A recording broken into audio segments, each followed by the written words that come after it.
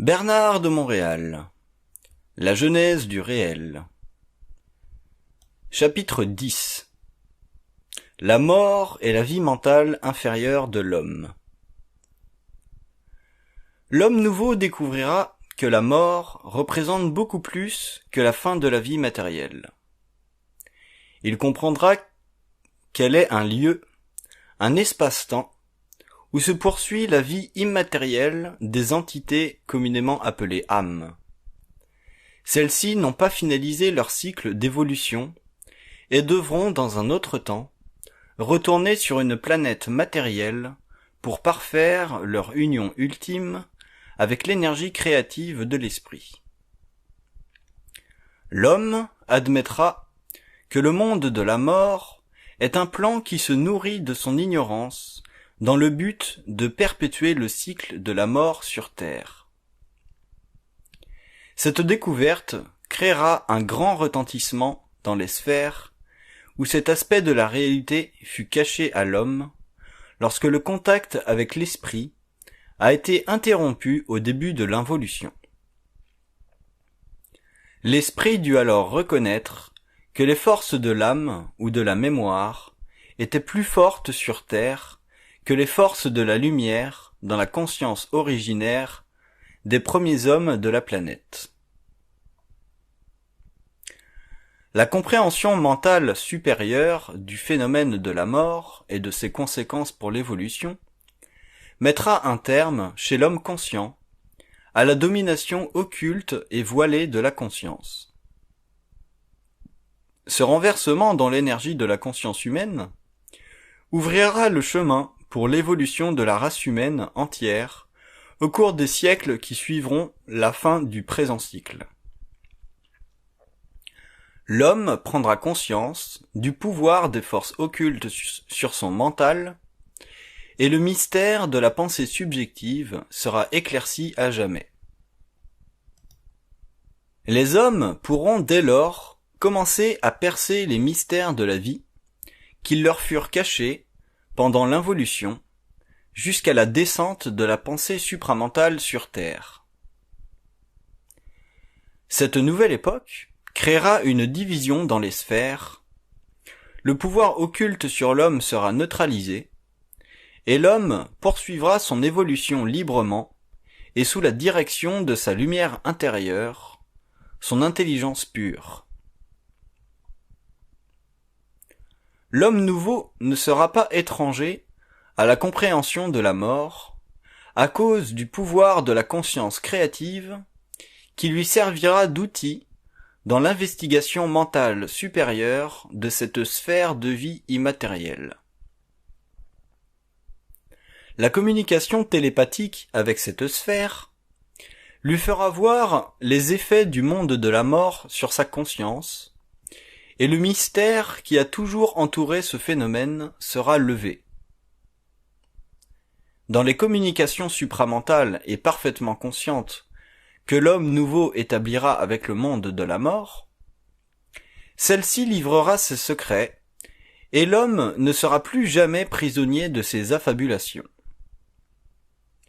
La mort deviendra un livre ouvert pour l'homme nouveau, car son mental supérieur n'aura plus de limites psychologiques émotives.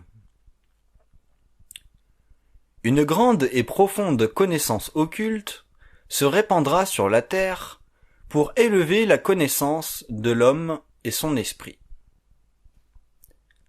À travers la compréhension des lois de la mort, il découvrira le principe de leur application sur terre et pourra s'élever de plus en plus en conscience jusqu'à ce que la mort ne le touche plus. Ce sera alors le passage à l'éther, passage où il comprendra et réalisera finalement que la vie est plus grande et plus longue qu'il ne l'avait cru. Très importante pour l'homme de la prochaine évolution, la compréhension psychologique du monde de la mort lui permettra de réaliser jusqu'à quel point l'involution fut responsable de deux créations imparfaites, celle d'une civilisation inversée et celle d'une conscience programmée sur des modes de vie antérieurs dont les archives, dans le monde de la mort, font partie des études reliées à l'évolution du pouvoir des sphères. L'homme contemporain vit encore trop selon sa mémoire réflective et sa pensée subjective pour réaliser que, à la fin du cycle, la vie terrestre sera renversée. Ce renversement ne se fera pas à l'échelle de la planète entière dans un même temps, mais quand même avec une telle puissance que toute cette dernière sera affectée. Le concept de l'évolution de la race humaine et des différentes formes de conscience sur Terre est très primitif, malgré l'avancement de la science matérielle. L'homme pense par rapport aux besoins de sa conscience inférieure et non par rapport aux besoins cosmiques de son double éthérique. Ce qui transcende sa réalité psychologique le laisse conséquemment un peu perplexe devant l'immensité du plan de vie de la Terre et des hommes qui l'habitent. L'homme dut évoluer mentalement au cours des âges pour en arriver à pouvoir comprendre sa relation interne avec les différentes infinités qui créaient la séparation matériau-psychique des mondes parallèles. La compréhension du monde de la mort et de ses conséquences sur la conscience humaine ébauche la première étude de l'homme nouveau sur les infinités. Cette étude, par le biais du mental supérieur, pourra le dégager de l'astral et du pouvoir de ce dernier sur son corps éthérique. Au terme de cette étude, la transformation de l'homme sera suffisamment avancée pour qu'il puisse quitter son corps matériel et entrer dans cette dimension de vie qui fait partie des mondes de lumière. L'étude que fera la conscience supramentale de l'homme l'aidera à corriger la vibration de sa conscience éthérique. Ainsi, il sentira graduellement naître en lui une nouvelle intelligence libre de toute forme subjective. Il créera alors des liens de plus en plus puissants avec les forces de vie éthériques. Lorsqu'il sera prêt à entrer en contact avec elles, ces forces apparaîtront à l'homme et lui feront voir ce lieu sur Terre où l'attend une technologie immatérielle servant à la descente dans la matière de nouvelles formes. Celles-ci aideront l'homme à s'unir créativement à d'autres intelligences humaines dans le cosmos qui attendent son retour à la confédération universelle des mondes supramatériels. Tant que l'homme n'aura pas dépassé son ignorance du monde de la mort, il lui sera psychologiquement impossible de comprendre les infinités de la vie. L'univers est très vaste, et la variété de ces mondes ne pourra être englobée par l'homme que lorsque celui-ci se sera finalement libéré du pouvoir de la mort sur sa pensée subjective. Le monde de la mort représente une barrière inestimable autour du mental inférieur, qui ne vibre qu'en fonction de la mémoire subjective. La mort doit davantage être considérée partie intégrante de la psychologie inconsciente de l'homme de l'involution. Elle est plus qu'un simple phénomène matériel relié à la finalité du corps physique. C'est au cours de l'évolution du mental supérieur de la nouvelle race racine que la mort sera parfaitement comprise. Cette nouvelle compréhension des aspects occultes de la conscience humaine permettra la manifestation d'autres attributs de cette conscience, et l'homme se libérera des conditions existentielles de sa vie planétaire et inconsciente. Non seulement la mort doit-elle être comprise dans le cadre de la psychologie supramentale de la prochaine évolution, mais elle doit également être intégrée sur le plan psychique de l'homme nouveau, afin que les forces de vie en lui soient libérées et puissent lui profiter au cours de la prochaine époque. L'homme a toujours cru que la mort était un phénomène de dissociation finale avec la conscience humaine. Grave illusion, car non seulement les liens après la mort peuvent-ils être entretenus inconsciemment entre le mortel et les sphères, mais ils peuvent aussi constituer, à l'insu de l'homme, une servitude de sa psychologie subjective. C'est ici qu'entre en jeu le concept du subconscient. Ce dernier représente l'activité du monde de la mort à travers la mémoire humaine, alors que cette mémoire dans son ensemble n'est aucunement créative. Elle cause l'assujettissement de l'homme et sert les forces qui ont besoin de son expérience pour la création de modèles futurs d'évolution sur leur propre plan. Le subconscient de l'homme doit être transmuté. La mort doit être conquise afin que son mental devienne créatif et libre de toute interférence. La psychologie moderne n'a pas encore identifié la mort au subconscient. Pour celle-là, la mort est la finalité d'une expérience, tandis que le subconscient est une dimension encore inconnue de la psyché humaine. Éventuellement, une plus grande clarté sera possible sur la jonction absolue de ces deux aspects de la vie. La psychologie fera alors un foudroyant progrès dans l'évaluation des mécanismes intérieurs inconsistants de l'homme et de la réalité objective de l'ego. Pour progresser, l'homme ne devra s'arrêter devant rien et faire éclater le mur qui sépare ses consciences subjectives et objectives. Par l'abolition de cette barrière, il pourra facilement converser avec la mort et en extraire les notions nécessaires à la compréhension de ses rôles psychologiques et psychiques pendant les millénaires de l'involution. La science de l'homme ne peut se limiter à la matière. Elle doit émerger dans le domaine du psychisme, dimension beaucoup plus importante, puisqu'elle comporte et détermine les aspects présents et futurs de l'évolution humaine. La science matérielle ne représente pas le plus grand danger. Ce dernier réside plutôt dans la fausse conception que l'homme a de la vie, inspirée par un mental manipulé à son insu par des forces qui traitent avec la vie de la terre selon les lois de leur propre monde, la mort. La psychologie humaine a un grand besoin de relever le défi de son impuissance à comprendre les couches ténébreuses de l'inconscient collectif ou individuel. Une nouvelle évolution de la psychologie ne pourra s'engendrer qu'en fonction de l'évolution intérieure de ceux qui travaillent dans le domaine extrêmement important de la science de l'homme.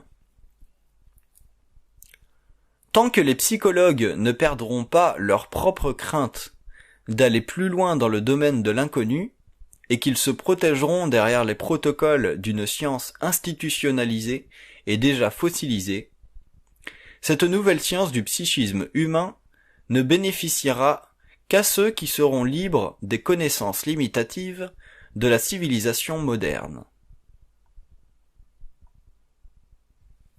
Le défi de la psychologie sera à la mesure du pouvoir créatif des hommes de science. Une scission se créera inévitablement entre ceux qui voudront se complaire dans une psychologie incomplète et sans puissance créative, et ceux qui renverseront la façon de concevoir la réalité psychologique humaine, afin que naisse une liberté totale dans le mental et une compréhension aisée des mystères de la vie psychique. La réalité de la mort sera perçue au-delà de son aspect matériel et comprise par rapport aux liens qui existent entre les entités et les sphères. Cette barrière sera rompue car la conscience humaine conquérera d'autres dimensions du réel, où l'homme profitera de son psychisme et des forces enfouies en lui à la mesure de son universalité. La conscience inférieure de l'homme involutif sera liée au monde de la mort tant qu'il n'aura pas pris conscience de la réalité mentale qui dépasse l'intellect et les mécanismes subliminaux de la mémoire. La mort est une dimension de vie de l'esprit emprisonnée dans la mémoire de l'expérience matérielle. Elle l'englobe et l'empêche de prendre conscience de la réalité au-delà des plans astraux, qui fait partie de l'organisation interne de la mémoire et de l'expérience qui y est rattachée. L'involution a fait de la mort une expérience séparée de la vie, sur le plan matériel, mais la science mentale de l'évolution établira nettement le lien entre la mort et la vie mentale inconsciente de l'homme involutif.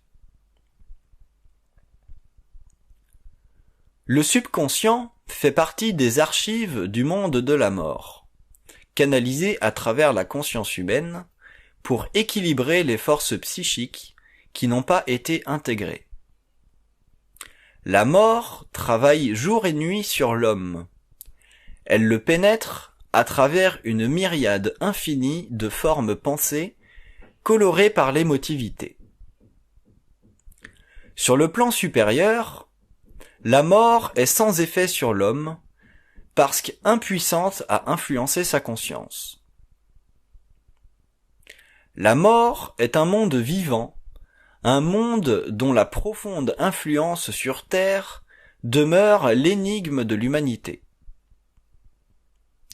La conscience évoluée découvrira que le mental humain n'est pas intégral, mais constamment coloré par le plan astral, et que de cette situation découle une condition humaine qui ne fut jamais comprise, car la philosophie et le mysticisme ne représentent que des formes inférieures d'intelligence, bien que leur niveau psychologique semble être l'ultime perception, l'ultime défi de l'homme contre l'ignorance. Ce n'est pas la noblesse de la philosophie ou du mysticisme qui sera mise en cause au cours de l'évolution, mais leur absence de réalité intégrale. Tout est science dans l'univers. Rien n'est spéculatif. La spéculation du mental inférieur constitue un effort remarquable pour sortir d'un niveau d'ignorance et d'entrer dans un autre. La supraconscience mettra en pièces la spéculation intellectuelle ou mystique et fera naître une science de la vie et des sphères. Le monde de la mort n'a jamais été compris de l'homme psychologiquement et psychiquement, car la mort est demeurée une expérience séparée de sa conscience. Il ne pouvait pas la comprendre, puisque la clé d'accès au mental supérieur n'a jamais été connue durant l'involution. L'homme fut donc victime, à une échelle ou une autre, de l'effet que produit cette dimension de l'astral sur le mental inférieur. La compréhension des influences de la mort sur la pensée humaine est fondamentale pour toute évolution vers une conscience cosmique et universelle. Sans cette compréhension, les voiles et les illusions de la vie sont trop denses pour l'être, et aucune forme de philosophie ou de spiritualité, même mystique, ne peut le libérer, car ces expériences sont, elles aussi, colorées par le monde astral, la mort, la mémoire de l'âme et des âmes en évolution dans l'invisible. Le mental inférieur est imparfait. Il manque de lumière. L'évolution élèvera le taux vibratoire de ce centre d'énergie, et la conscience se perfectionnera. L'astral de la mort n'aura plus d'influence sur l'être à partir du moment où ce dernier aura reconnu le lien entre son mental et l'intelligence créative née de sa fusion avec la lumière, l'esprit, le double. Non seulement la mort doit-elle être comprise par rapport aux influences qu'elle exerce sur le mental, mais aussi par rapport au haut degré de pénétration de son énergie dans le mental de l'homme. La conscience nouvelle établira que la mort fait partie du mental inférieur par le lien qu'elle maintient auprès de ses pensées astralisées. Tant que le processus de la pensée ne sera pas parfaitement épuré, il sera impossible de comprendre le sens de la vie et de bénéficier des forces créatives émanant d'un mental libéré du passé involutif. Pour comprendre la mort, il faudra en reconnaître l'influence sur le mental inférieur. Tant et aussi longtemps que l'homme ne possédera pas un mental clair et éveillé face à la vie, tant qu'il ne la comprendra pas parfaitement dans son mouvement à travers sa conscience, il subira des liens avec le monde de la mort par l'infusion dans son mental de pensées partiellement conditionnées. La conscience astrale produit chez l'homme un effet imaginaire alors que la conscience mentale supérieure en est libre. L'homme conscient dans le mental ne sent pas d'effet sur son mental. Il ne perçoit que le mouvement créatif d'une énergie avec laquelle il peut facilement s'identifier sans aucune condition, aucune contrainte, aucune pression émanant de couches de conscience intérieure et astrale. Il est parfaitement libre dans le mouvement de l'énergie, et cette liberté coïncide parfaitement avec l'équilibre psychologique et psychique de son être. Par contre, les pensées colorées par l'astral servent à faire vivre à l'homme une expérience quelconque, valable et nécessaire pour lui, tant qu'il n'aura pas complété l'épuration de son mental. Pour l'être involutif, la mort est un phénomène, alors que pour l'être conscient, elle représentera un aspect de contrôle psychique sur son mental. Tant que l'homme sentira ce contrôle psychique sur son mental,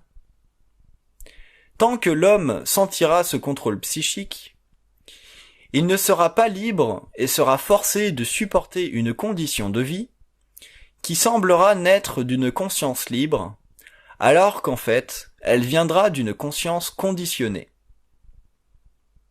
L'esprit veut se libérer de la mort, et cette libération se fait à travers l'expérience. Mais l'homme n'est pas simplement esprit, il est aussi personne, et sa matière ne doit pas souffrir du besoin de l'esprit,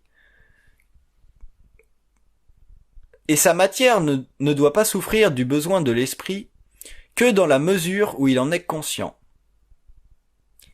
À partir du moment où il deviendra conscient de son esprit, il prendra en charge sa propre destinée afin de mettre fin à son expérience planétaire. L'inconscience est une forme d'intelligence conditionnée par l'involution. Elle devra un jour vibrer à la lumière d'un esprit libre de l'involution et de la mort.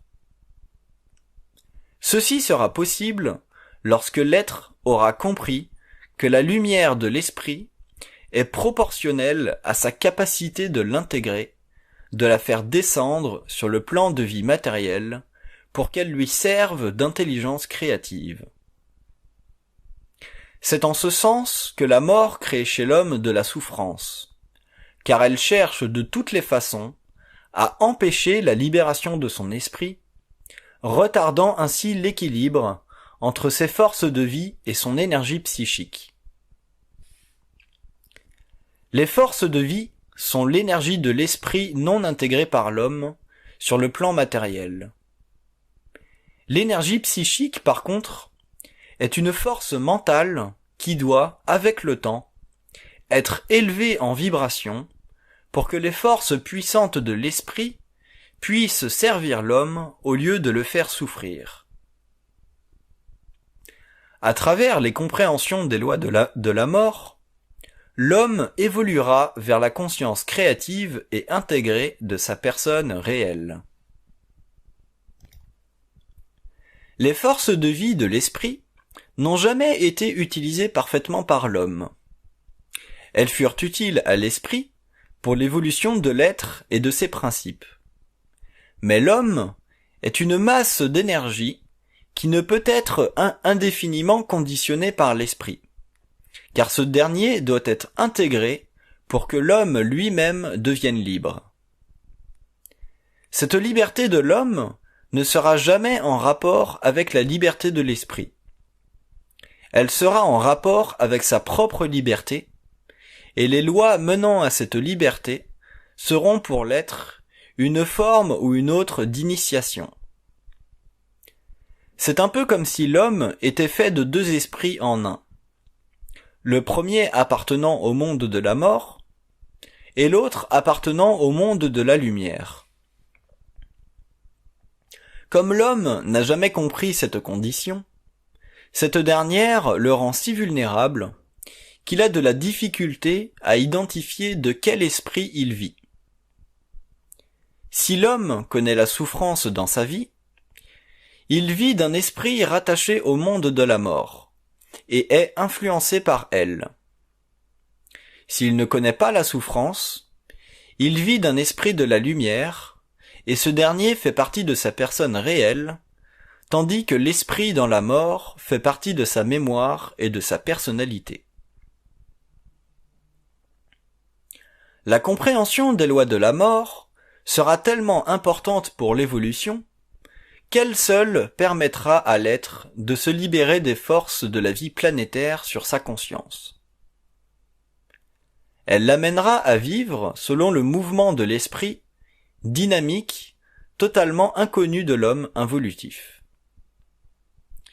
Il y a tellement de morts dans son mental qu'il a de la difficulté à voir et à comprendre la vie telle qu'elle doit l'être, selon l'équilibre parfait de ses propres principes. Ceux-ci sont constamment déséquilibrés, ce qui entraîne une perte plus grande de ses forces créatives, de sorte qu'il ne peut plus contrôler sa vie. L'esprit est une énergie, une lumière qui doit être intégrée à l'être. Ceci est fondamental pour la compréhension de la réalité évolutive de l'homme sur Terre et dans le cosmos en général.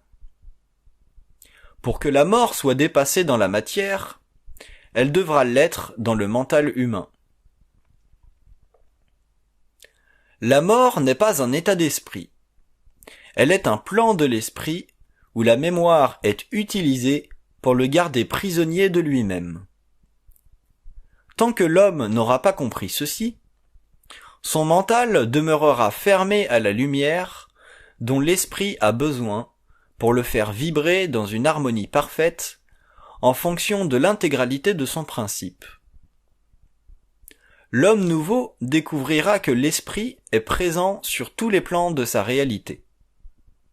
Ceci créera le pouvoir sur la matière et la vie des royaumes inférieurs.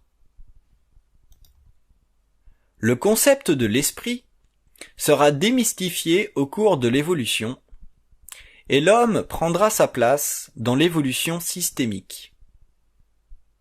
La mort, durant l'involution, a pris tellement de place dans le mental humain que l'être a été gardé à l'extérieur de sa propre réalité. Au cours de l'évolution, Le mortel prendra conscience de sa relation avec l'esprit, dans un ordre qui ne renversera plus le rôle évolutif de l'homme, finalement libéré de ses forces internes qui le manipulèrent pour le garder dans l'ignorance de sa personne réelle. Il deviendra un être de lumière, et non simplement un véhicule pour l'esprit en évolution à travers les sphères de la mort. La compréhension de l'influence de la mort sur le mental sera pénible, car la mémoire humaine constitue la fondation de l'ego. L'énergie émotive et mentale nécessaire au maintien de la mémoire est polarisée à un point tel que l'être vivra une transformation profonde de son moi avant de pouvoir reconnaître les lois de la mort à travers le mental involutif.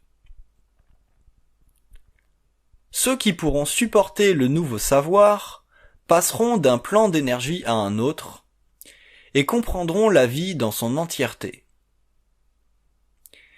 Leurs circuits universels seront ouverts et l'ignorance s'éteindra en eux. L'être réel s'appuiera sur sa lumière pour pénétrer dans le monde occulte de la vie et de la mort.